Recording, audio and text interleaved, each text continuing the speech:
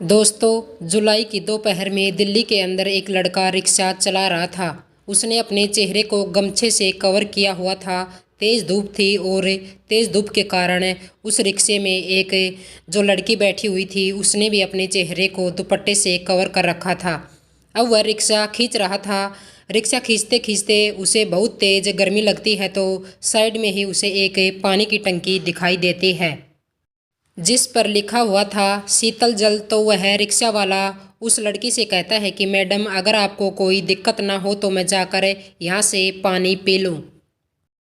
तो वह लड़की कहती है कि ठीक है, कोई परेशानी नहीं, तुम वहाँ पर जाकर पानी पी सकते हो। उसके बाद वह रिक्शा वाला रिक्शा से उतरता है और वहाँ जाकर अपना गमछा चेहरे से हटाता है और पानी पीने लगता है। अब जैसे ही रिक्शे में बैठी हुई लड़की उसके चेहरे को देखती है तो देखते ही एकदम से हैरान परेशान हो जाती है। अब इसके बाद वह लड़का दोबारा से अपने गमछे को लपेट कर उस रिक्शा पर आकर बैठ जाता है और उस रिक्शे को खींचने लगता है। थोड़ी दूर आगे चलने पर वह लड़की अपने पास से एक छाता निकालती है और छाता निकालकर उसे उस लड़के के ऊपर फैला देती है। अब इसके बाद वह लड़का कहता है कि मैडम, आप परेशान बेशक से ना हो, क्योंकि हमारा यह रोज़ का काम है। रोज़ ऐसे ही दोपहरी में हमें इस तरह से रिक्शा खींचना पड़ता है। लेकिन वह लड़की वहाँ पर कुछ बोलती नहीं है। वह चुपचाप उसे छाते को उसके ऊपर फैलाए रखती है। जैसे ही उसकी मंजिल आ जाती है, उसे ट्रेन में बैठना था और रेलवे स्टेशन पर जाकर जैसे ही वह लड़का रिक्शा रोकता है तो वहाँ से वह लड़की उतरती है और उतरने के बाद उसे उसके किराए के पैसे दे देती है और अपने चेहरे से उस दुपट्टे को हटाती है। अब जैसे ही वह लड़का उसे लड़की के चेहरे को देखा है तो एकदम से ही उसकी आंखों से आंसू निकलने लगते हैं। इधर जो लड़की थी वह भी उस लड़के को देखकर फूट फूट कर रोने लगी थी। अभी चारों तरफ जो लोग खड़े हुए थे वह भी इन दोनों को देखकर बड़े हैरान थे, परेशान थे। वह सोचने पर मजबूर थे कि यह रिक्शा वाले को देखकर यह लड़की क्यों रो रही है और यह रिक्शा वाला भी क्यों रो रहा है। आखिर क्या कहानी थी, क्या किस्सा था, पूरी घटना की सच्चाई जानने के लिए वीडियो को ध्यान से देखिए। दोस्तों, वीडियो में आगे बढ़ने से पहले आपसे एक छोटा सा रिक्वेस्ट है, प्लीज़ वीडियो को एक लाइक कर दीजिए और चैनल को सब्सक्राइब कर लीजिए। तो चलिए आगे बढ़ते हैं वीडियो की तरफ। दोस्तों, यह कहानी है आजमगढ़ की। आजमगढ़ ज़िले के अंदर एक गांव था और उस गांव के अंदर एक महेश नाम का लड़का रहा करता था। महेश का घर परिवार काफ़ी अच्छा, उसके पास कुछ ज़मीन जिस पर वह खेती बाड़ी किया करते और महेश एक प्राइवेट नौकरी किया करता था। उससे उसका परिवार अच्छी तरह से चल रहा था। महेश एक इकलौता बेटा था। उसके माता पिता और वह उनकी अच्छी तरह से देखभाल कर रहा है। लड़का शादी के लायक हो गया था तो उसके पिता को उसकी शादी की चिंता होती थी और तभी उसके पास एक रिश्ता आता है। लड़की का नाम था प्रिया, जो कि पढ़ने लिखने में काफ़ी ज़्यादा होशियार थी और देखने में काफ़ी ज़्यादा खूबसूरत भी थी। प्रिया के घर में कोई भाई नहीं था। प्रिया की 4 बहनें और थी जो प्रिया से छोटी थी। प्रिया के पिता सोचते हैं कि बेटी की शादी करवा दी जाए, क्योंकि 5 बेटियां हैं और एक एक करके सभी की अगर शादी हो जाए तो बड़ा ही अच्छा रहेगा। ऐसा सोचकर वह महेश के पिता के पास अपनी बेटी प्रिया का रिश्ता लेकर पहुंच जाते हैं। इधर जो महेश का पिता था उसे भी रिश्ता अच्छा लगता है तो वह रिश्ते के लिए हाँ भर लेता है। दोनों की शादी हो जाती है। जो प्रिया है वह दुल्हन बनकर महेश के घर में आ चुकी थी। इधर महेश जैसे ही पहली बार प्रिया को देखता है तो देखते ही उसे प्यार करने लगता है, क्योंकि प्रिया देखने में काफ़ी ज़्यादा खूबसूरत थी तो वह प्रिया की हर ख्वाहिशों को पूरी करने की कोशिश किया करता था। धीरे धीरे इसी तरह से समय बीतता है। तभी प्रिया एक दिन महेश से कहती है कि महेश, मुझे आगे पढ़ाई लिखाई करनी है और किसी बड़े मुकाम को हासिल करना है। इस बात को सुनकर महेश प्रिया को सपोर्ट करता है और कहता है कि यह तो बहुत ही अच्छी बात है। अगर तुम पढ़ लिख कर किसी बड़ी नौकरी में लग गई तो यह बहुत ही अच्छा होगा, क्योंकि मैं तो पढ़ाई छोड़ दी है। अब तो मैं प्राइवेट जॉब किया करता हूँ और साथ में खेती बाड़ी को संभाला करता हूँ। अगर तुम पढ़ती लिखती हो और बड़े मुकाम को हासिल करती हो तो इससे हमारा ही नाम रोशन होगा। ऐसा कहकर वह प्रिया की पढ़ाई को दोबारा से जारी करवा देता है इधर जो प्रिया की सास थी वह भी प्रिया पर बड़ा ही लाड प्यार किया करती थी। वह लोग उसे बड़े ही प्यार से रखा करते और उसे पढ़ाई करने के लिए भी प्रॉपर टाइम दिया करते। धीरे धीरे समय बीतता है। समय बीतने के साथ प्रिया जहाँ पर है कोचिंग लेने के लिए जाया करती, तो वहाँ पर उसकी कुछ सहेलियाँ हो जाती और वह अक्सर उनसे फ़ोन पर बातें किया करती। अब कभी कभी जब महेश उसके पास फ़ोन किया करता तो प्रिया का फ़ोन बिजी बताया करता, और इस बात को देखने के बाद जो महेश है उसके दिमाग में शक का कीड़ा घुस जाता है। वह अपनी पत्नी पर शक करने लगता है कि यह किसी दूसरे लड़के से नाजायज़ प्रेम प्रसंग में है। अब इस बात को जैसे ही उसकी पत्नी घर आती है तो वह उसे कहता है कि तुम्हारा फ़ोन बिजी कहाँ था, तो वह बताती है कि मैं अपनी सहेलियों से बात कर रही थी और इस वजह से मेरा फ़ोन बिजी आ रहा था। लेकिन जो महेश है उसके दिमाग में केवल वही बात चल रही थी कि यह काफ़ी ज़्यादा खूबसूरत है और एक पढ़ने के लिए जाती है, यह ज़रूर किसी न किसी और के साथ नाजायज़ रिश्ता बनाती होगी। अब ऐसा क्या करे, वह उसे दुत्कारने लगता है और बार बार उल्टी सीधी बातें उससे कहने लगता है। कहता है कि तुम बाहर जाकर किसी दूसरे के साथ नाजायज़ रिश्ता बनाती हो। अब यह बात प्रिया को बड़ी बुरी लगती है क्योंकि प्रिया कहीं पर भी गलत नहीं थी। तो अपने पति से कहती है कि ऐसी कोई बात नहीं है, अगर आपको इस बात का विश्वास नहीं है तो आप चाहे जो मुझे कसम दिला सकते हो या फिर जो भी आपकी परीक्षा हो वह परीक्षा ले सकते हो।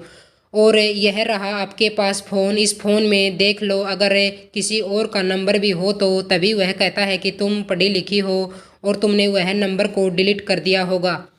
अब इस बात को प्रिया जैसे ही सुनती है तो महेश से थोड़ी ऊंची आवाज़ में बात कर जाती है। कहती है कि तुम ऐसा कैसे कह सकते हो, मेरे चरित्र पर उंगली कैसे उठा सकते हो। अब जैसे ही महेश उसकी ऊंची आवाज़ को सुनता है, उसका दिमाग खराब पहले से ही था, तो वह प्रिया पर हाथ उठा देता है। अब जैसे ही प्रिया के ऊपर महेश ने हाथ उठाया था तो प्रिया एकदम से भड़कने लग जाती है और अपने पिता को फ़ोन करती है और पूरी घटना अपने पिता को बताती है और कहती है कि पिताजी, इसके साथ है, अब मुझे एक सेकंड भी नहीं रहना है।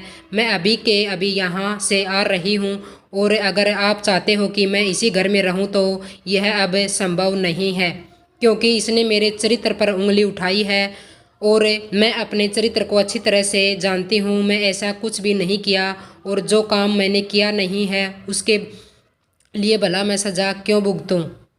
ऐसा कहकर वह फ़ोन काट देती है और अपने सामान को पैक करे सीधा अपने मायके चली जाती है। उधर उसका पिता उसे समझाने की कोशिश करता है लेकिन वह अपने पिता से साफ इनकार कर देती है। कहती है कि पिताजी, जो लड़का मुझे अच्छी तरह से समझ नहीं सकता उसके साथ रहने से क्या फ़ायदा। उसके बाद कुछ दिनों तक प्रिया अपने ही मायके में रहती है। इधर जो महेश था वह भी गुस्सा होकर अपने घर पर बैठा रहता है। धीरे धीरे समय बीतता चला जाता है और समय बीतने के साथ साथ प्रिया तलाक का केस कोर्ट में कर देती है। अब कोर्ट में केस आ गया था और केस के समन महेश के पास आते हैं। अब जैसे ही समन को महेश देखता है तो उसका दिमाग और भी ज़्यादा खराब हो जाता है और वह उसे तलाक देने का फैसला कर लेता है। कुछ दिनों तक कोर्ट में केस चलता है और केस चलने के बाद उन दोनों का तलाक हो जाता है। तलाक होने के बाद कुछ रुपये तय किए गए जो महेश प्रिया को देगा। उन पैसों को चुकाने के लिए महेश ने अपने खेत तक गिरवी धर दिए थे, लेकिन पैसे प्रिया को दे दिया था। अब महेश अपने घर है और प्रिया अपने घर है। प्रिया अपने घर पर रहती, उसके पिता कहते हैं कि बेटी अब तू दूसरी शादी कर ले, लेकिन प्रिया साफ मना कर देती है। कहती है कि पिताजी, अब मुझे शादी करनी ही नहीं है। आगे भी कोई ऐसा लड़का मिलेगा जो मेरे चरित्र पर उंगली उठाएगा, तो इस वजह से मुझे अब किसी से शादी नहीं करनी है। मैं पढ़ना लिखना चाहती हूँ और पढ़ लिख कर एक अच्छी सी सरकारी नौकरी प्राप्त करना चाहती हूँ। इसके बाद उसके पिता कई बार उसे कहते हैं लेकिन वह मना कर देती है और वह अपनी पढ़ाई लिखाई को जारी रखती है। धीरे धीरे समय बीतता है और उसके तलाक को लगभग 6 साल हो गए थे। इस दौरान उसने कई सरकारी फॉर्म भरे थे और उनके टेस्ट दिए थे, लेकिन वह टेस्ट में कुछ नंबर से रह जाती थी। धीरे धीरे मेहनत करती रहती है और मेहनत उसकी रंग लाती है। एक दिन उसको पता चलता है कि उसने एसडीएम का टेस्ट क्लियर कर लिया है। अब एसडीएम बनने वाली है और उसके लिए उसे ट्रेनिंग के लिए चंडीगढ़ जाना पड़ेगा। अब इस बात को जैसे ही उसके घर वाले सुनते हैं और गांव वाले सुनते हैं तो बड़ा ही खुश होते हैं, खुशियां मनाते हैं कि हमारे गांव की लड़की एसडीएम बनने वाली है। अब उसके बाद प्रिया जैसे ही ट्रेनिंग पर जाती है और अपने घर से दिल्ली के लिए बस पकड़ती है और वहाँ पर जाकर बस स्टैंड पर उतर जाती है। वहाँ से उसे रिक्शा करना था और रिक्शे से उसे रेलवे स्टेशन जाना था। ट्रेन में बैठकर वह चंडीगढ़ जाना चाहती थी और वहाँ पर अपनी ट्रेनिंग को कंप्लीट करना चाहती थी। अब इसके बाद दोस्तों वह बस स्टैंड पर खड़ी हुई है। गर्मियों के दिन हैं, दोपहर हो रहे हैं और दोपहर की वजह से उसने अपने चेहरे को दुपट्टे से कवर कर रखा था। वहाँ पर खड़ी होकर वह रिक्शा का वेट कर रही थी। तभी एक रिक्शा वाला आता है, वह उसको रुकवाती है और पूछती है कि यहाँ से मुझे रेलवे स्टेशन जाना है और कितने रुपये लगेंगे। वह कहता है कि मैं तो 200 रुपये लूँगा। तभी वह उसे रिक्शा वाला से मना कर देती है, कहती है कि यह रुपये तो बहुत ज़्यादा हैं, थोड़ा कम करके बताओ। तो उसके बाद कहता है कि आपको चलना है तो चलो, बहुत ज़्यादा गर्मी पड़ रही है और गर्मी में हम आपको वहाँ तक ले जाएंगे, मैं तो इतने पैसे ही लूँगा। इसके बाद दूसरा रिक्शा वाला आता है, वह भी 200 रुपये ही बताता है। उसके बाद एक रिक्शा वाला दूर खड़ा हुआ था, वह सब कुछ देख रहा था। उसने भी अपने चेहरे पर गमछा लपेटा हुआ था। तो वह अपने रिक्शे को लेकर वहाँ पर आता है और कहता है कि मैडम आपको कहाँ जाना है। तो वह बताती है कि मुझे तो रेलवे स्टेशन जाना है, तुम कितने पैसे लोगे। तो उसके बाद रिक्शा वाला कहता है कि मैडम जो आपको अच्छा लगे वह दे देना। लेकिन वह कहती है कि नहीं, ऐसे नहीं, तुम पहले बताओ कि तुम कितने पैसे लोगे। तो वह कहता है कि ठीक है, आप मुझे 100 रुपये दे देना, सुबह से मेरी बोहनी नहीं हुई है। उसके बाद वह लड़की उस रिक्शे में बैठ जाती है। रिक्शा चालक जिसने अपने चेहरे को गमछा से कवर कर रखा था, वह रिक्शा को चलाता है। बहुत तेज़ गर्मी पड़ रही थी। तभी रास्ते में उसे पानी की टंकी दिखाई देती है और वह उस लड़की से कहता है कि मैडम अगर आप कहो तो मैं यहाँ से पानी पीकर आ सकता हूँ। वह लड़की कहती है ठीक है, कोई बात नहीं, आप पानी पीकर आ सकते हो।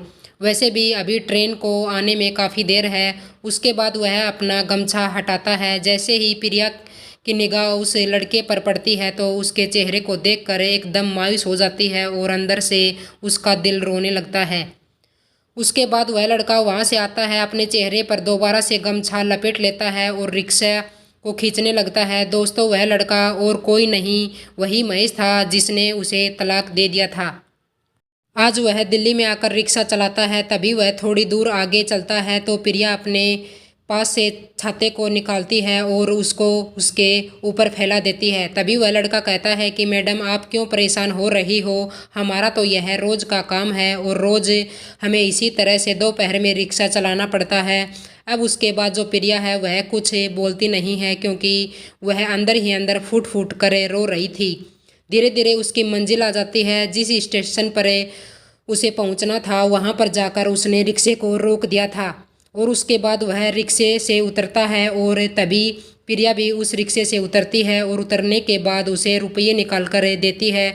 उसके बाद वह अपने चेहरे से उसे दुपट्टे को हटाती है और जैसे ही प्रिया अपने दुपट्टे को हटाती है तो जो महेश था अब तक रिक्शा खींच रहा था, वह उसे देखते ही एकदम से भावुक हो जाता है और उसकी आंखों से आंसू निकलने लगते हैं। अब जैसे ही प्रिया उसकी ऐसी हालत देखती है तो उसकी भी आंखों से आंसू ज़ोर ज़ोर से निकलने लगते हैं।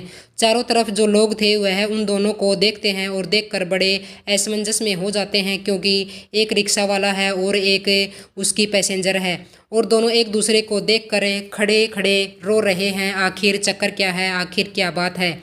तभी दोस्तों जो प्रिया है वह कहती है महेश से कि महेश अगर तुम्हारे पास टाइम हो तो थोड़ी देर हम बैठ कर बातें कर सकते हैं, क्योंकि प्रिया के दिमाग में चल रहा था कि ऐसी क्या मुसीबत है आ पड़ी जो इसे यहाँ पर रिक्शा चलाना पड़ रहा है। फिर महेश उसके साथ जाकर एक जगह पर बैठ जाता है। स्टेशन के बाहर जो कुर्सियाँ बनी होती हैं उन पर जाकर वह दोनों बैठ जाते हैं और एक दूसरे से बातें करने लगते हैं। तभी प्रिया महेश से कहती है कि महेश ऐसी क्या मजबूरी आ पड़ी जो तुम यहाँ पर आकर रिक्शा चलाने लगे। फिर महेश कहता है कि प्रिया यह सब कुछ तुम्हारी ही देन है। तुम्हें तो तलाक में हमने रकम दी थी, उसे रकम को देने के लिए मैंने अपनी ज़मीन को गिरवी रख दिया था और ज़मीन गिरवी होने के कारण जो मैं नौकरी किया करता था उससे घर का भरण पोषण अच्छी तरह से नहीं हो रहा था। तो मैंने सोचा क्यों ना दिल्ली जाकर पैसे कमाए जाए और अपनी ज़मीन को छुड़ाया जाए। अब इस बात को सुनकर प्रिया थोड़ी सी और ज़्यादा परेशान हो जाती है और वह कुछ सोचने लगती है। तभी जो महेश है उससे पूछता है कि प्रिया तुम कहाँ जा रही हो और तुम यहाँ से कैसे आई हो। उसके बाद प्रिया बताती है कि मैं एसडीएम बनने वाली हूँ, चंडीगढ़ में जाकर मुझे ट्रेनिंग करनी है और ट्रेनिंग के बाद मैं एसडीएम बन जाऊँगी। अब जैसे ही महेश इस बात को सुनता है तो उसे झटका सा लगता है और वह प्रिया से माफ़ी मांगने लगता है। कहता है कि प्रिया मुझे माफ़ कर दो, मुझे बहुत बड़ी गलती हो गई, तुम्हारी तो कोई गलती भी नहीं थी और इस वजह से मैं तुम्हें तलाक दे दिया। बाद में जब मायके में रहा करती थी तो उसके बाद जब मैं जांच पड़ताल की थी तो मुझे पता चला कि तुम सच में ही अपनी सहेलियों से बात किया करती थी, लेकिन उसके कुछ दिनों बाद ही तुमने तलाक के पेपर भेज दिए थे।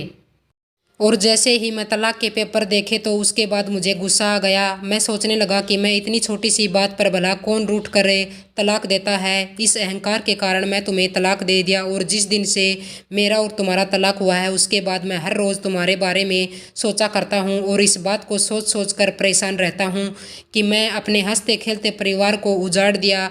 अब तुम वैसे भी एसडीएम बन गई हो तो हमारा तुम्हारा मिलन ही क्या होगा, लेकिन हो सके तो मुझे माफ़ कर देना। उसके बाद प्रिया कहती है कि ठीक है, कोई बात नहीं है, मैं तुम्हें माफ़ कर दिया। और वह अपना नंबर लिखती है और कहती है कि यह लो मेरा नंबर है, अगर तुम्हें कभी भी मुझसे बात करने की ज़रूरत हो या कभी भी ऐसा लगे कि तुम्हें मुझसे बात करनी चाहिए तो तुम मुझे बेझिझक फ़ोन कर सकते हो।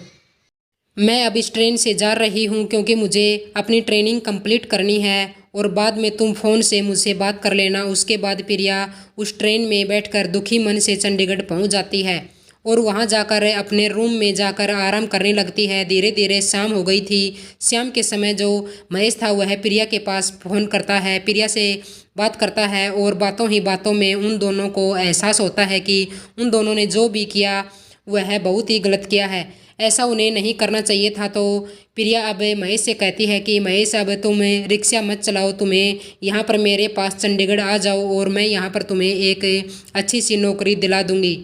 अब इस बात को जैसे ही महेश सुनता है तो वह उसे रिक्शे को जमा करता है क्योंकि उस रिक्शे से वह किराए पर चलाया करता था और दिन भर उसे चलाकर उसे पैसे कमाया करता था।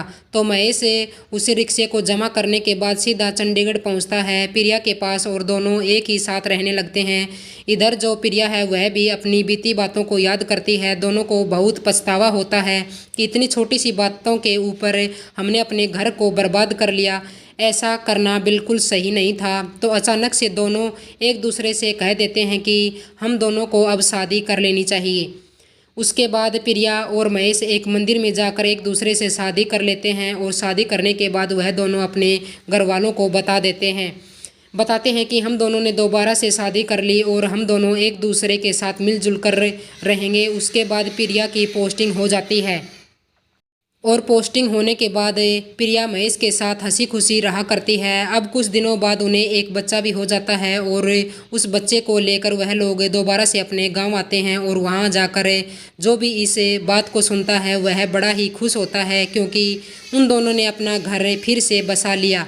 अब प्रिया अच्छा पैसा कमाती और पैसा कमाने के बाद अपने चारों बहनों की शादी बड़ी धूमधाम से करती है। वह लोग हंसी खुशी एक साथ मिलकर रहा करते हैं। तो दोस्तों, आपको यह कहानी कैसी लगी मुझे कमेंट करके अपनी राय ज़रूर बताइए। वीडियो को लाइक कर दीजिए, शेयर कर दीजिए और चैनल को सब्सक्राइब कर लीजिए। Thank you.